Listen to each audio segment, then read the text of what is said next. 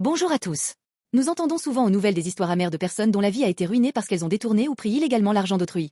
Des histoires de gens qui se sont écartés du droit chemin en se disant « ça ne fera rien » ou « je n'ai qu'à le cacher un instant » pour finalement voir leurs actions revenir comme un boomerang, mettant en péril toute leur existence. Le passage de 2 Rois 5, 20-27 de la Bible illustre le prix terrible que l'on paie lorsque l'on choisit le raccourci de la cupidité. Le prophète Élisée avait guéri le général syrien Naaman de sa lèpre. Naaman, plein de gratitude, voulut offrir un grand cadeau, mais Élisée le refusa fermement. Il voulait montrer que ce miracle était la grâce de Dieu, qui ne s'achète ni ne se vend. Cependant, Géasi, le serviteur d'Élisée, pensa en lui-même, « Pourquoi refuser un si beau cadeau? Je vais courir après lui et le récupérer à tout prix. » Il poursuivit Naaman à l'insu d'Élisée et mentit, affirmant que le prophète avait besoin de 2 talents d'argent et de 2 vêtements pour 2 jeunes gens arrivés en visite. Naaman le crut et lui donna volontiers ses présents, que Géasi dissimula. Cette convoitise dans son cœur a instantanément éclipsé tous les miracles et la grâce qu'il avait vus aux côtés du prophète Élisée.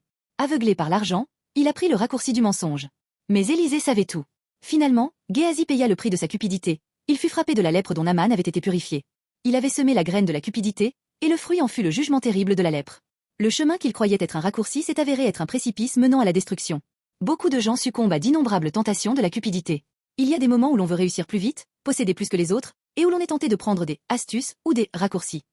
Convoiter les biens d'autrui, c'est comme le raccourci qu'a choisi Géasi. Le moment est peut-être doux. Mais Dieu nous dit que la cupidité, comme la lèpre, ronge notre âme et est une malédiction terrible qui rend toute notre vie malade. Mais, heureusement, il n'y a qu'un seul chemin pour échapper à cette malédiction de la cupidité, c'est Jésus-Christ. La Bible nous enseigne que la conséquence de toute notre convoitise et de tout notre péché est la mort éternelle, comme la lèpre dont Géasi a été frappé. Tout comme la lèpre ne peut être purifiée par elle-même, nous ne pouvons pas nous laver de notre cupidité et de notre péché par nous-mêmes. Mais Jésus est venu sur terre pour prendre sur lui la malédiction du péché, le prix de cette lèpre, que nous devions payer. Lorsque nous reconnaissons notre péché et notre cupidité et que nous croyons en Jésus, son sang versé sur la croix lave gratuitement et éternellement tous les résidus de notre péché et de notre cupidité.